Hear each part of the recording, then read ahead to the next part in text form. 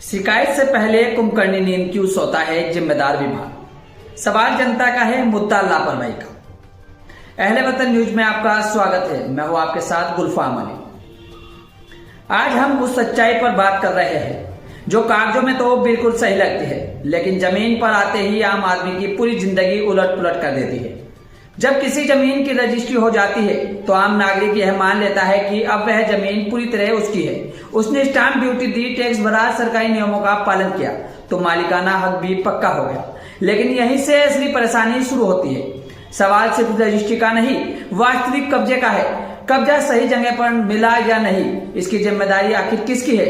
उस खरीदार की जिसने जीवन भर की कमाई झोंक दी, या उस विभाग की जिसने बिना मौके की ठोस भौतिक जांच के रजिस्ट्री कर दी? हरिद्वार जैसे औद्योगिक क्षेत्र में नवोदय नगर, सूर्य नगर और आसपास के इलाकों में धड़ल्ले से कॉलोनियां काटी जा रही है। न सीमांकन की सही जांच, न मौके का सत्यापन। नतीजा यह है कि रजिस्ट्री किसी एक खसरा नंबर की होती है और कब्जा कहीं और दे दिया जाता है। कभी सरकारी जमीन पर, कभी किसी दूसरे के प्लॉट पर बिल्डर या दलाल पैसे लेकर गायब हो जाता है। और जब विवाद खड़ा होता है तभी विभाग की नींद खुलती है।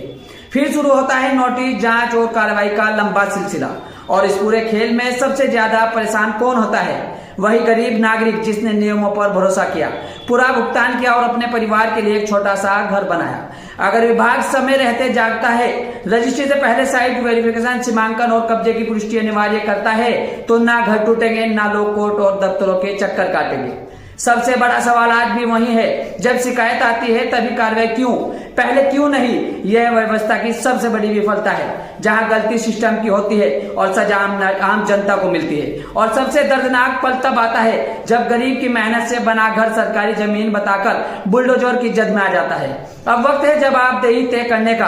अब वक्त है आसपास काटी जा रही कॉलोनियों की ईमानदारी से जांच का, ताकि रजिस्ट्री सिर्फ कागज का टुकड़ा न रहे बल्कि जमीनी हक की सच्ची गारंटी बने और आने वाले समय में जनता को कोर्ट और दफ्तर के चक्कर न काटने पड़े।